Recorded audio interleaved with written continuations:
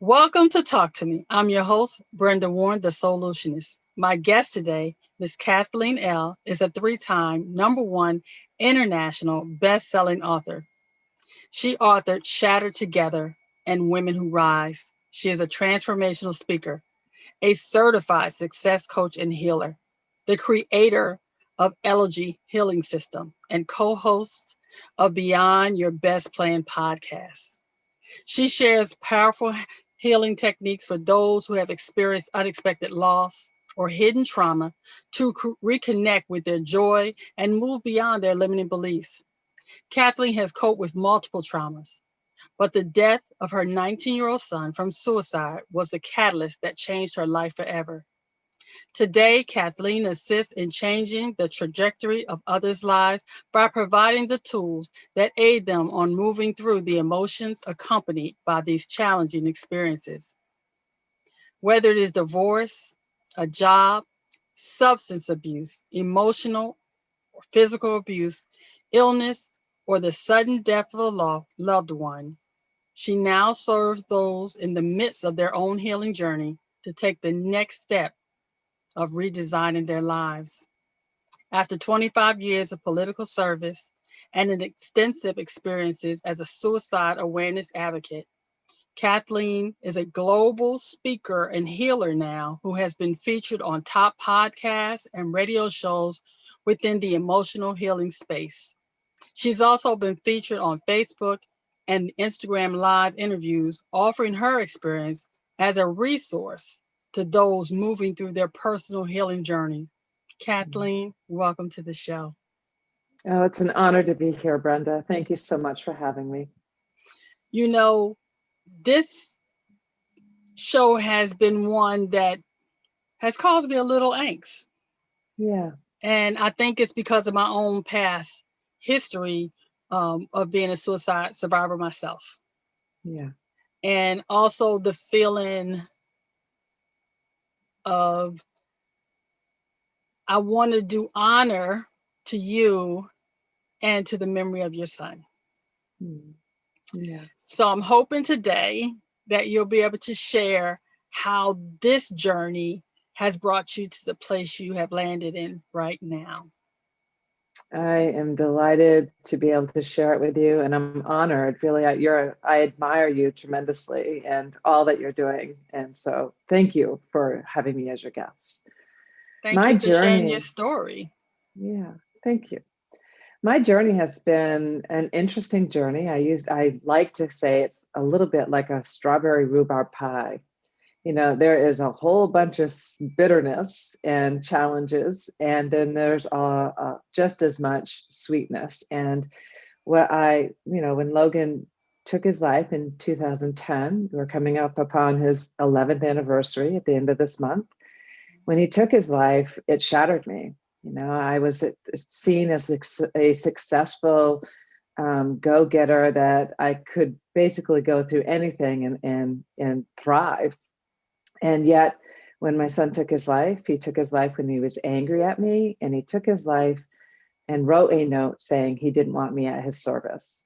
Oh, It was at that moment that my life would never be the same again. The experience of that shattered me. I found myself lying upon my son's grave about 3 months afterwards, just begging and pleading, wishing whoever, whatever took my son to take me to, because I could not live with the physical pain, with the emotional pain, the self-blame and the shame that if I was so successful, how could I not save my son? And it was then that I just had this um, clear message that just came out of nowhere that said, if this happened in your life, then you're meant to do something with it. So now do it. So it was that moment that I took my first step on my healing journey. It was that moment that I chose to not be stuck in the pain, but to start to take that step 1 hour at a time, one step at a time, to move through the emotions, the experiences that I was having, so I can now today live in this joyous, peaceful, connected, and grateful life. Like it changed my entire life. I was a politician. I went from a politician and a service in that way to being in service to assist other people to see if they step into their emotions, into their fears, and into their fears, then they can move through it and find the light that we all hold within. So Go ahead. when this occurred, did you have other children in the home at the time? No, that's the interesting part about this is I was living on my own. My daughter is 13 months older than my son, and she was in college about 1,300 miles away from me. And so I was living at my home alone, and I truly had no one else around. I had friends that wanted to assist, but no one knew how to assist. Most people were afraid to bring up the word suicide. Most people were afraid to talk about my son or speak his name because of their own fears around death and the likelihood or the possibilities of suicide occurring in their life. Most people can't imagine what it would be like to lose a child, say nothing about to suicide with a note like I received. And all of that created a lot of pain for me. And today I look back and I'm like, I am completely connected with my son's energy, with the divine. And I know that all of the painful and traumatic experience that I experienced in my life were stepping stones to where I could actually survive my son's life suicide, so where I could actually be the assistance and being of service to the world like I am today. So now that you service other people, before we go into how you help other people, how did this incident, if you don't mind sharing, affect your daughter? Oh, my daughter, her emotions were, she was shattered. They were inseparable. A lot of people think of twin flames as lovers, as partners, and really my daughter and my son were twin flames. They are inseparable. They did everything together. When she went off to college a year earlier than he did, or before he graduated, she felt she was carrying a lot of guilt, like she was part of that. Mm. So she was carrying guilt and shame and self-blame. There was a lot of self-blame involved, and there is when suicide is part of your life. And so her stress came out with losing hair. And for her, her hair became very, very thin. We become self-destructive.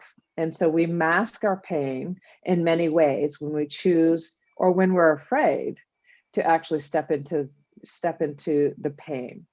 So what a lot of people think is if we actually face our pain and feel our pain, that we're going to get stuck in that, and that's what we're going to feel forever. But what happens when you avoid the pain and when you avoid or mask it or push it aside, and spiritually bypass it, where you say, "Oh, all is fine, and I'm okay," and all the "I'm just fine, don't worry about it." All of that just creates more pain. You become trapped in your own jail cell, where you're shackled to the pain. And so, what I help other people move through is to actually work through the pain they're feeling. And so, when you have a trauma like suicide in your life, it also shatters the walls that you've protected yourself for safety. So, I experienced physical, emotional, and sexual abuse as a child. Mm. And all of that was all I created walls. And what I did throughout most of my life from that experience was block off any chance of me being hurt. So I would choose people in my life that I knew wouldn't be able to leave me, that I'd have to leave them. And that wasn't a conscious choice, that was a subconscious choice. Mm. And each time it created another layer of pain, another wall that I started to create, over my heart. I also was a do person. So I became successful from my striving and driving and seeking on the outside the love, the worthiness that I Mhm. felt that I didn't have on the inside. And so what I experienced through my 10 years of my healing journey was each time I pulled off that layer of pain, I began to realize that there was a light that was shining within me. And that light became brighter and brighter and brighter. And eventually I'm like, everything that I sought outside of me was actually on the inside of me. So now I get to shine that out into the world instead of seeking it from other people to fulfill my limiting beliefs about myself. That's one of the things I often tell people is that happiness is truly an inside job.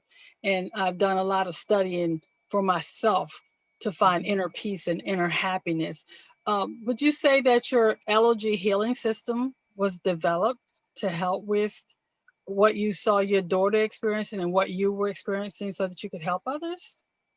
Oh, absolutely. That's actually where it did come from. Over the last 10 years, I've invested in hundreds of hours of healing, energy healing, natural healing. I didn't go the route of medication. There are some people who need it, and I'm not, you know, discrediting that. It's just like I didn't want to go down that route. I wanted to move through the the pain that I was holding, not mask it.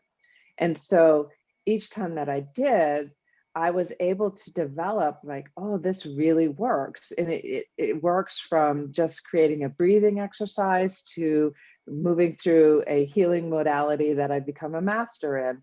And each time I did that, it created another step, another opportunity for me to be able to teach everyone else. So over the 10 years of what I've learned and what I've invested in, I've created a 3 and a 6 month program Mhm. that will help people move through their experience in a very different, more connected, natural way. Are And these that's what programs Ellelogy self is. are these programs self-paced or do you do coaching people through them? I coach them through them. My 3 month program called Heal. It's a 3 month intensive that it's individual. So I do individual and group, and I work through them individually. If they're individual, each person has a different journey. We Hmm. each experience pain differently. So where my son's suicide was the most traumatic thing that I've ever experienced and would never want anybody else to go through, other people's most traumatic experiences, losing a job and then losing a husband or a wife or a spouse or a partner, that trauma to them is just intense as the trauma to me as a loss of suicide. So there's no comparing what your journey is. It's about loss. More than 500,000 people to this date has lost someone to COVID in a year's time. And so think about, so they say anywhere between 17 and 35 people are touched by each suicide. So if you correlate that to COVID, you think about 17 times 500,000 people. That's how many people are grieving of sudden loss Wow. of a loved one.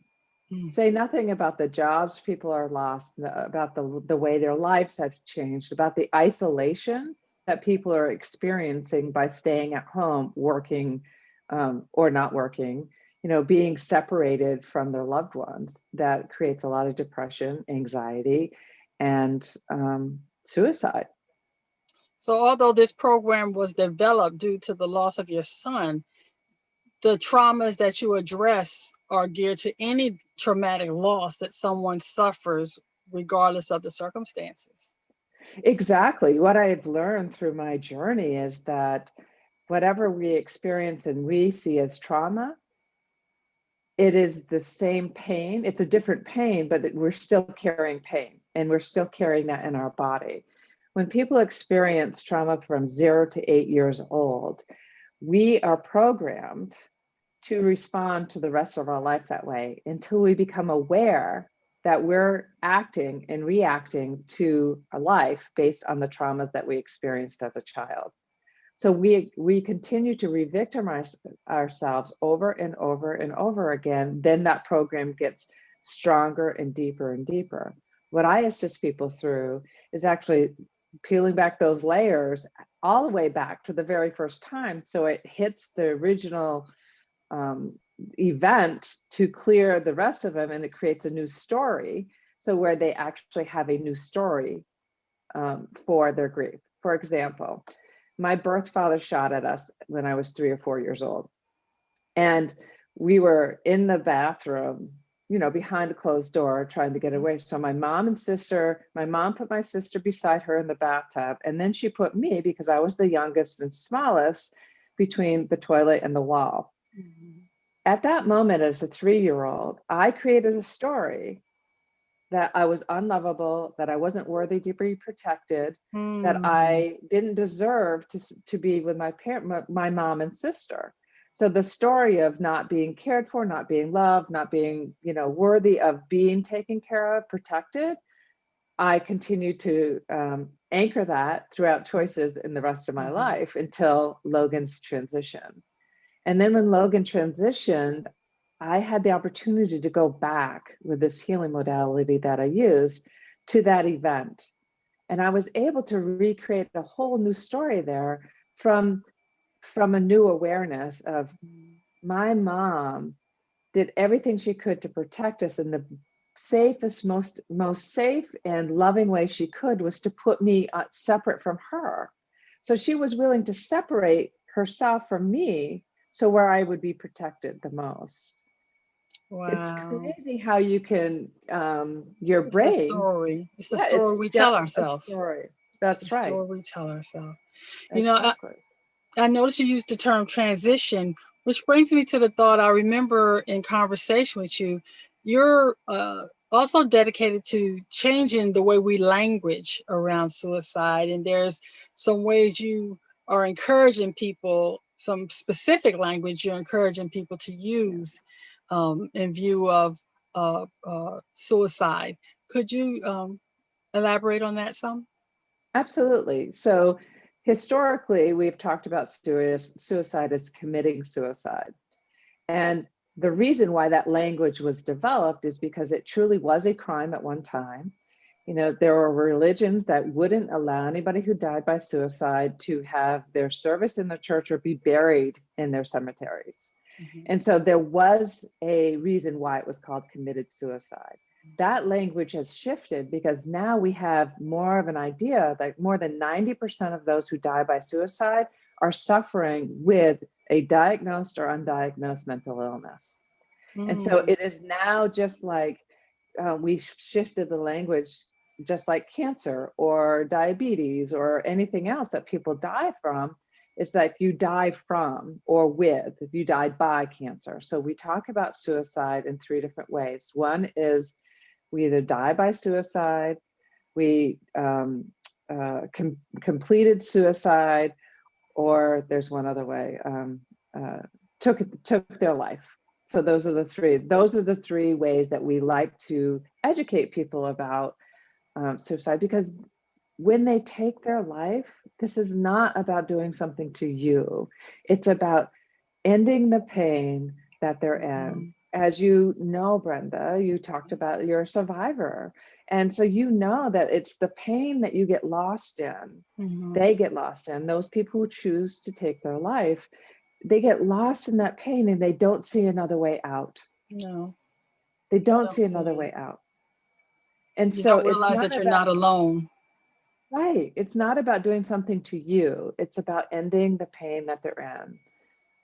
And so I have a compassion around all of that, because I know today, and that's why I do my work, because it's not just about reaction to suicide for me, or sudden death of any sudden loss of any way. It's about responding to what we're sitting in: depression, anxiety. The tools that I teach people, my clients, are to respond to life differently so they don't get to the point of wanting to end their life. I also don't use died often. Hmm. When I say died by suicide, that's how Hmm. their physical body died. I use transition because I believe with my soul that while our physical being died, our physical being is no longer here. Our energetic, our soul, our energy is always around us, and we're Hmm. always connected to that energy. We are all Hmm. connected in one form or another. And so from Logan's suicide again, I've been able to embrace the gifts that I was given at birth and rejected for most of my life until Hmm. then, And now I know that I can channel, I can connect with Logan, with my guides, with God. I know that I assist people in doing energy healing with them. I can find in their body where they're holding their pain, where they're holding their tension. Like I know when people are nervous or fear, or like I know that by being able to, my body knows what you're feeling. When you look at all the things that you've done, how does it make you feel now looking back Mm, at what you've been able to accomplish? yeah. Well, as I look back, I have a very different picture that we're life changes, there's full of experiences within life. And the experiences I had, even when I see that they've been challenging, I know there's a gift within. Mm. So it's not saying that I don't have pain. It's saying that I accept that there's pain, and yet I also know there's a pearl within that pain. Like I know there's a gift that I can receive from there. Either I get to heal something that I didn't know was still there, or I get to see it as if it's an experience that if I experience it, then I know someone else has, so I can actually help other people. So you asked a specific question, and I went on a No, little you different did. It's about how tangent. you're feeling right now. There's no right or Yeah, wrong. I would just yeah, say, based on that answer, though, then that goes back to something we discussed when we had our conversation prior, was that it's your contention that we don't have to live in the title, hence uh, we don't have to live in the pain, right, which is why right. that's the title of today's show. Could you speak to that? Absolutely. I'm so glad that you brought that up because we're taught to hide the pain, to not acknowledge the pain. We're taught to avoid it. And the fact is, emotions is energy in motion.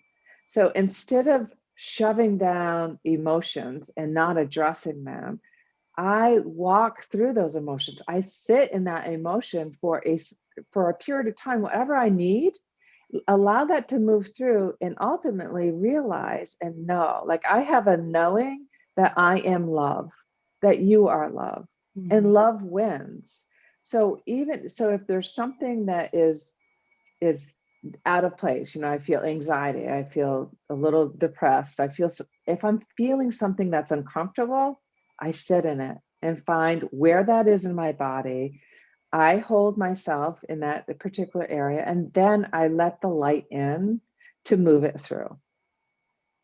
Mhm. Because once we address it and become aware of it, well, people do it differently. So you can speak it, write it, um, allow it to flow through. There's different ways that people work best in um, their life, and so whatever works for them is what's going to work for them. But I teach them all the tools that I've used, that it could just be breathing.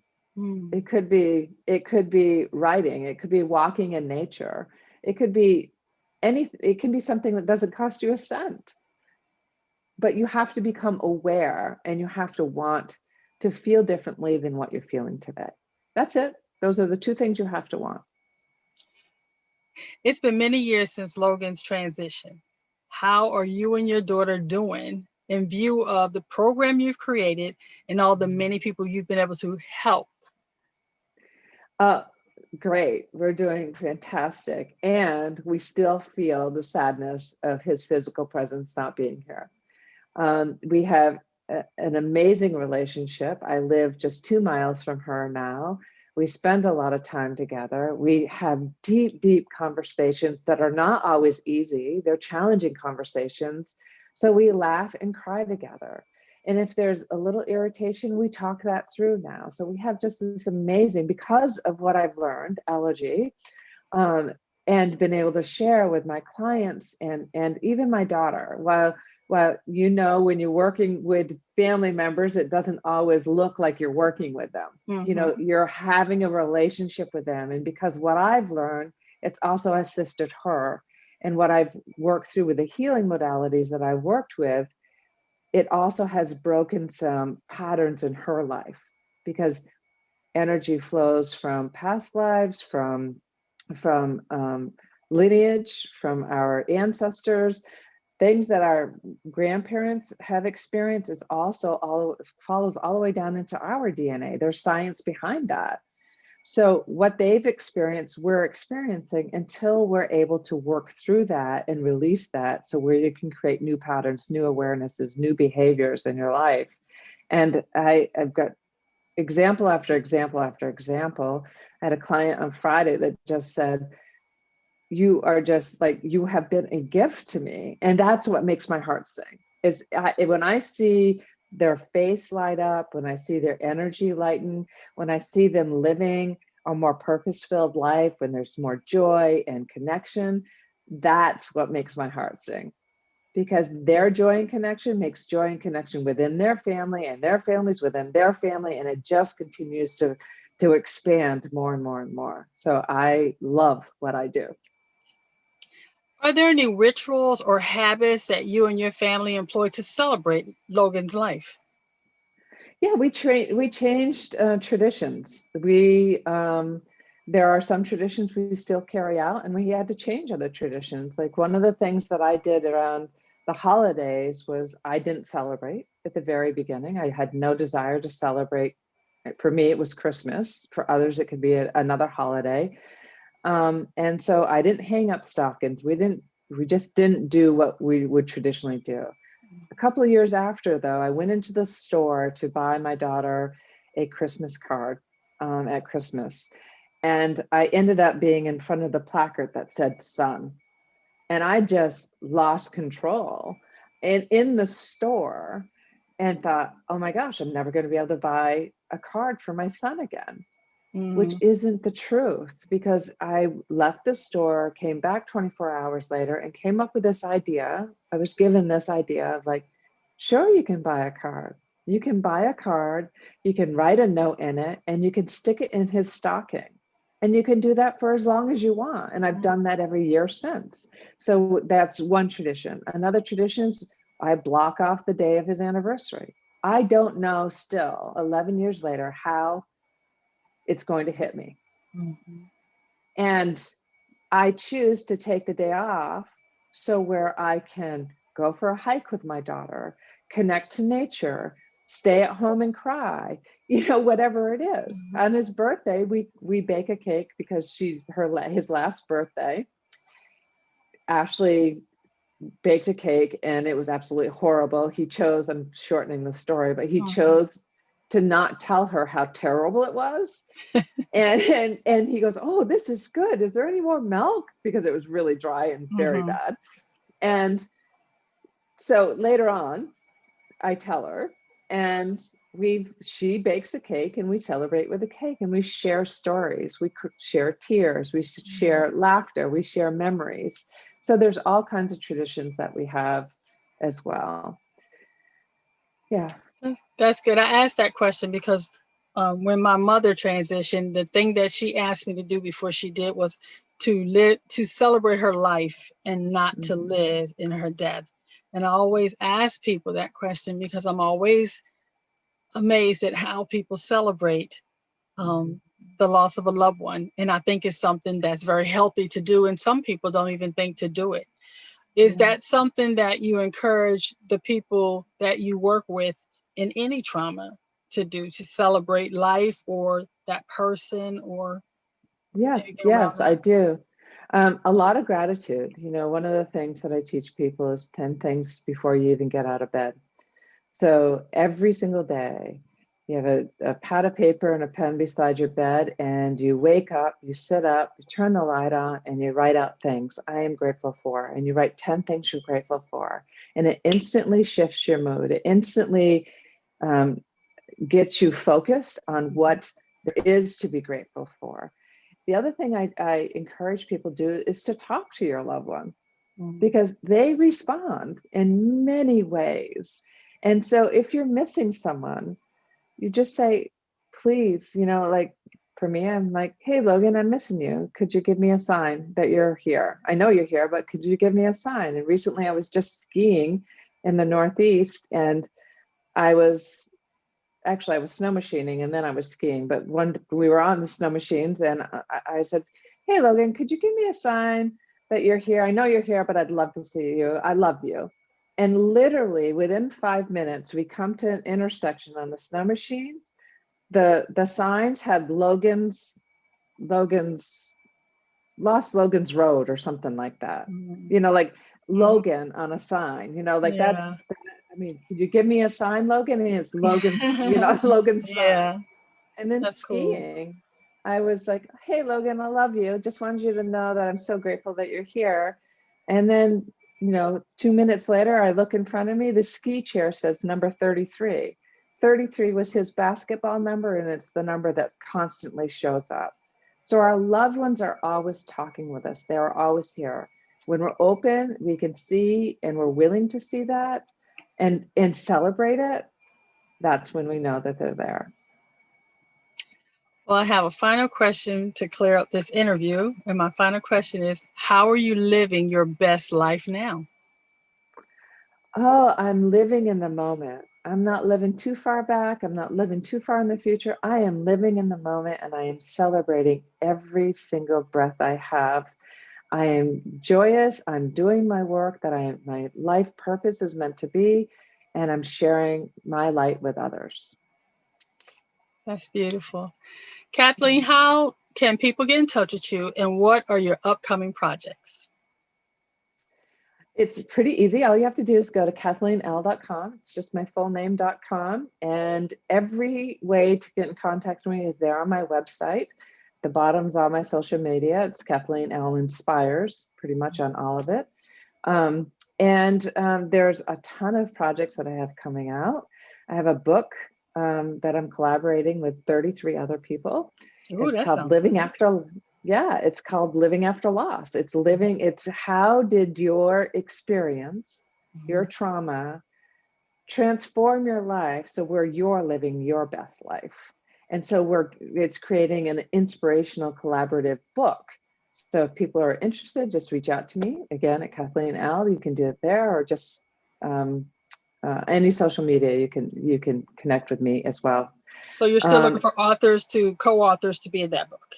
I am. I All am. right, So we ladies can and talk, gentlemen, here's Brenda. your opportunity to get your story told. Reach out to Kathleen. And what else do you have going on?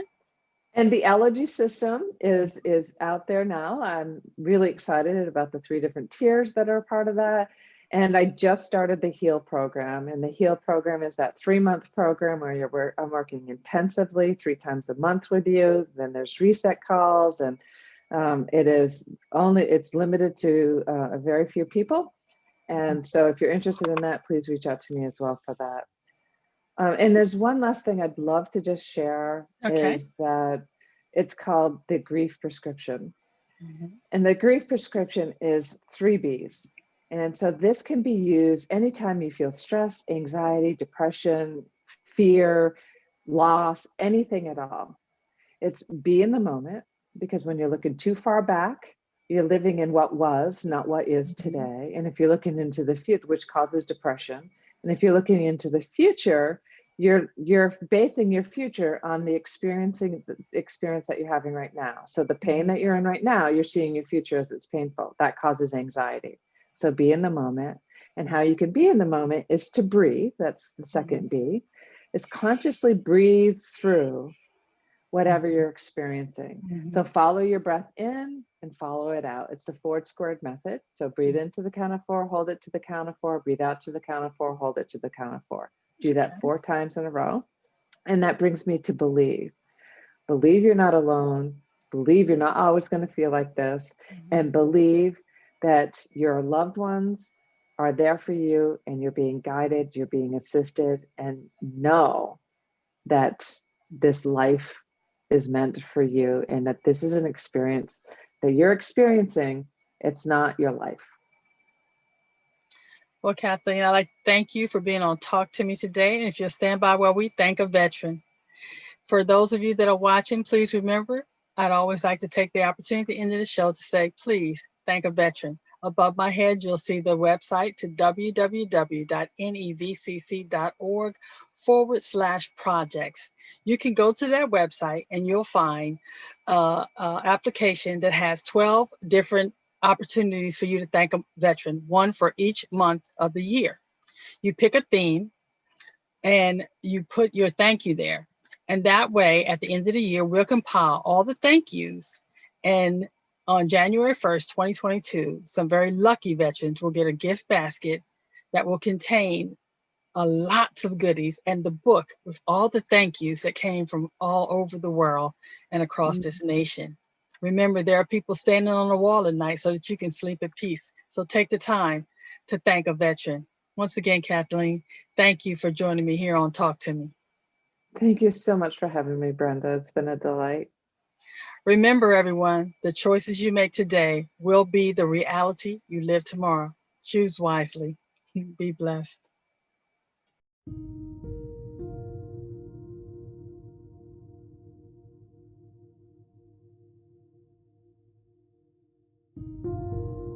Hi there. Thank you so much for watching this video today. I am so grateful that you made the choice to continue to watch this through. What I want you to know is that you matter. No matter what you're experiencing, no matter what you're going through, you are the light. Just sometimes it's difficult to see it. And I want you to know that I love you and that there are people here to help you. One thing that you can do right now to move through this is to do the 3 Bs, do the grief prescription, be in the moment, don't focus on anything else but right now. Breathe consciously, focus on your breathing going in and out so it comes back to the center, and believe you're not alone, believe you can get help, and believe that you can feel different. So please know that I am here for you. I would love for you to reach out to me. So just go to my website at CathleenElle.com. This grief prescription is right there on the front web page, and I am there to serve you. Thank you.